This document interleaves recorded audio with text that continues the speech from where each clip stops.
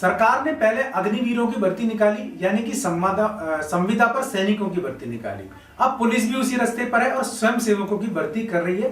करीब 5000 के आसपास पद हैं, पद थोड़े ऊपर नीचे हो सकता है मुझे देखने में कुछ हो गया, मैं आपको दिखा दूंगा विज्ञप्ति में कितने पद है। तो कुल मिला के सरकार में पुलिस ने भी वैकेंसी निकाली है स्वयं सेवकों की, और इसमें सैलरी करीब करीब यूं माने कि ठीक ठाक कह सकते हैं हम, और इसका नोटिफिकेशन भी जारी हो गया है। आप चाहें तो आवेदन कर सकते हैं आज से ही। मैं आपको ये पूरा नोटिफिकेशन दिखा देता हूं, उसके बाद इसके बारे में और भी डिटेल से बात करेंगे। तो चलिए एक बार स्क्रीन की तरफ और देख लेते हैं पूरा नोटिफिकेशन। स्वागत है आपका यूट्यूब चैनल कंपटीशन बॉस पर, मैं हूं आपका दोस्त नितेश। तो सबसे पहले देख लेते हैं नोटिफिकेशन की पुलिस स्वयं सेवकों की भर्ती कर रही है, वो भी पेएबल, यानी कि आपको पेमेंट भी मिलेगा और आपको पुलिस के साथ मिलकर के काम करना पड़ेगा। तो मैं बात कर रहा हूं जयपुर यानी कि राजस्थान में निकली इस वैकेंसी के बारे में, और गृह रक्षा स्वयं सेवक नामांकन हेतु विज्ञप्ति। ये देखिए 9 जनवरी 2023 को ये नोटिफिकेशन जारी हो गया। अब हम यहां बात कर लेते हैं पदों की। तो 3842 यानी कि 3842 पद हैं जिन पर यह भर्ती हो रही है, जिनको आप होमगार्ड के नाम से भी जानते हैं। आवेदन की बात करें तो ऑनलाइन भरे जाएंगे और 11 फरवरी तक आप इसमें आवेदन कर सकते हैं 12 जनवरी से, यानी कि कल से इसमें आवेदन भरना शुरू हो जाएंगे और 11 फरवरी तक आप इसमें आवेदन कर सकेंगे। वेबसाइट का लिंक मैंने वीडियो के डिस्क्रिप्शन में दे दिया है, मैं एक बार आपको दिखा देता हूं। देखिए ये इसकी वेबसाइट है डायरेक्ट, पर अभी तक यहां पर नोटिफिकेशन वगैरह कुछ भी नहीं डला है। तो इसके लिए आपको क्या करना है, जो वेबसाइट मैंने दी है वहां जाना है, और ये वेबसाइट भी आप ही की है, तो आप डायरेक्ट यहां इसमें जो लिंक दिए हुए हैं उनकी मदद से सीधी विज्ञप्ति पढ़ सकते हैं और सीधा एप्लीकेशन भी इसमें फिल कर सकेंगे। तो इसमें आपको घबराने की, परेशान होने की जरूरत नहीं है, बाकी इस वेबसाइट पर भी आपको डिटेल मिल जाएगा। ठीक है, अब आगे चलते हैं। आवेदन की डेट मैंने आपको बता दी। एसएसओ आईडी आपको बनाना पड़ेगा, और एसएसओ आईडी जब आप बना लेंगे तो फिर आप इसमें आवेदन कर पाएंगे। जिसका नहीं है भाइयों का बना लेना, ई-मित्र पर जाकर बनवा सकता है।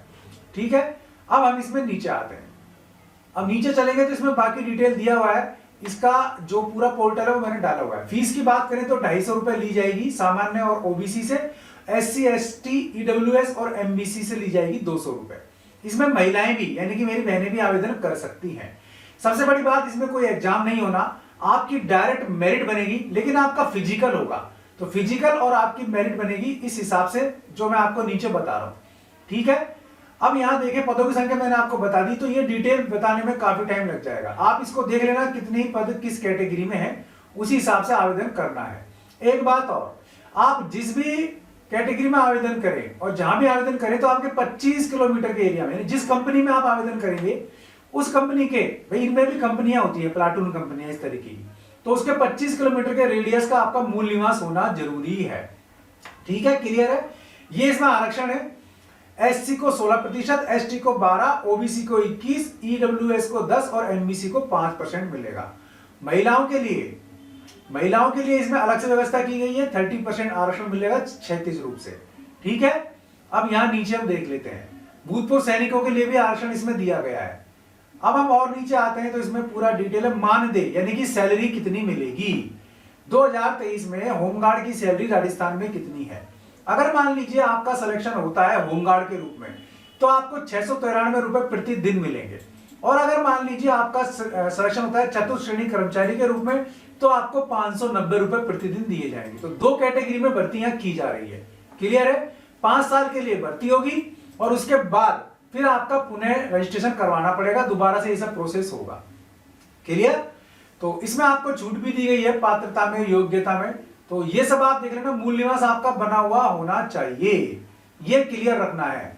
और आप जिस कंपनी यानी गृह रक्षा दल यानी कि होमगार्ड की जिस कंपनी में आवेदन करेंगे ना आप, उसके 25 किलोमीटर रेडियस में ही आपकी ग्राम पंचायत मुख्यालय होना चाहिए, तभी आप वहां आवेदन कर पाएंगे।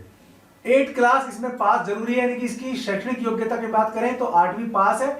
एज लिमिट 18 से 35 साल रखी गई है। क्लियर, और शारीरिक मापदंड देख लीजिए आप, इसमें हाइट जेंट्स की 168, महिलाओं की 152, और सीना बिना फुलाए 81 और 86, महिलाओं का 74, 79। वजन की बात करें तो पुरुषों पर लागू नहीं है, महिलाओं का 47.5 किलो से ऊपर नहीं होना चाहिए। क्लियर है, अब हम आगे आ जाते हैं। सीने की बात कर रहा था मैं, सॉरी, तो पुरुषों के लिए 81 86 है, महिलाओं पर लागू नहीं है, ठीक है। तो ये थोड़ा सा बोलने में गड़बड़ हो गई, तो उसको आप एक बार देख लेना। अब इसमें मापदंड हो तो न्यूनतम लंबाई में सीने में 5 सेंटीमीटर की छूट भी दे सकेंगे, ठीक है, लेकिन इसके हिसाब अलग होंगे। अब बात कर लेते हैं, इसके बाद आपका मेडिकल होगा। मेडिकल के बाद आपका जो प्रमाण पत्र है वो लगेंगे। तो कौन कौन से प्रमाण पत्र आपको लगाने वो देख लो, जिनको आपको तैयार रखना है। एक तो आपकी शैक्षणिक योग्यता के प्रमाण पत्र, फिर आपका मूल निवास, फिर आपका एज का प्रमाण पत्र, फिर आपकी विशेष योग्यता संबंधी प्रमाण पत्र, जाति प्रमाण पत्र होना चाहिए। इसके अलावा टीएसपी नॉन टीएसपी सबका, महिलाओं का अगर मान लीजिए विडो है या डाइवोर्सी है तो उसका आपका डिग्री होनी चाहिए। भूतपूर्व सैनिकों का होना चाहिए। अगर आप फिजिकल हैंडीकैप्ड हैं तो वो आपका यहाँ एक्सेप्ट होगा ही नहीं। और ये सब आपका मेडिकली फिट का जरूर होना चाहिए। तो ये सब चीजें आपको लगानी पड़ेगी, लिफाफा लगाना पड़ेगा। अब दक्षता सबसे पहले आपको फिजिकली होगा, ये आपका पास करना जरूरी है।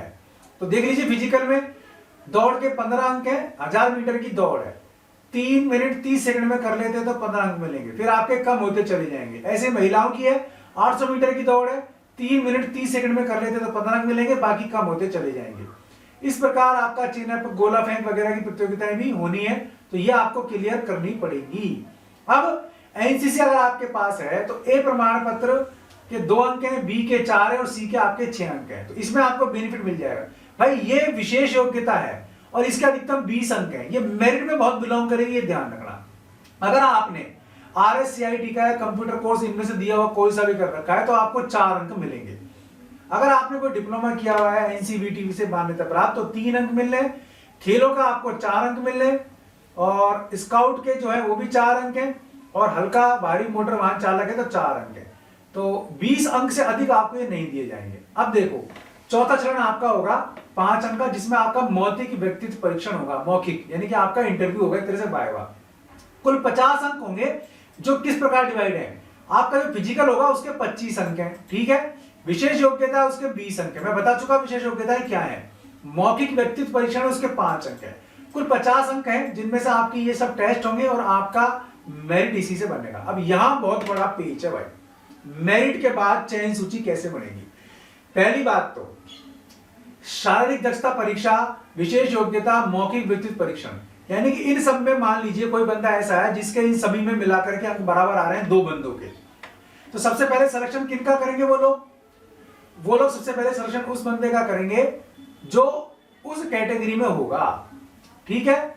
फिर इसके बाद मान लीजिए फिर भी नंबर समान आ रहे हैं तो जिसकी एज ज्यादा होगी उसको लेंगे। अब एज ज्यादा में भी एज भी समान आ रही है, नंबर भी समान आ रहे हैं, तो फिर भाई आपकी जो एजुकेशनल क्वालिफिकेशन है, जो मिनिमम 8th क्लास है, अब जितनी हाईएस्ट होगी उसको मौका मिल जाएगा।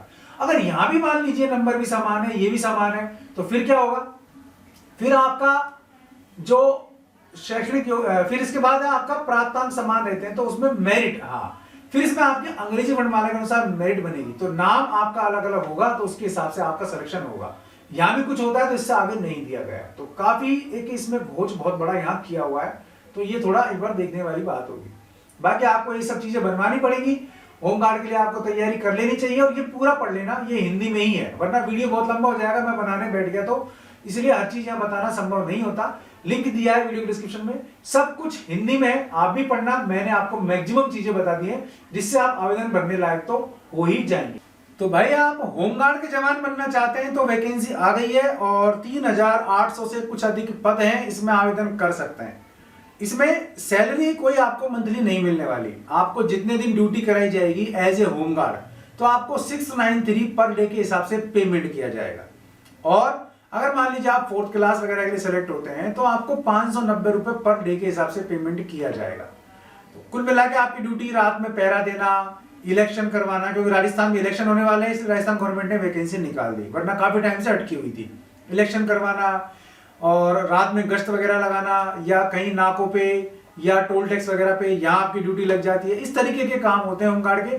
तो ये सब आपको करने पड़ेंगे, बाकायदा इसकी ट्रेनिंग होती है, पूरा सिस्टम होता है, और जो नियम पुलिस में लागू होते हैं होमगार्ड के वो सब यहाँ आपके होंगे।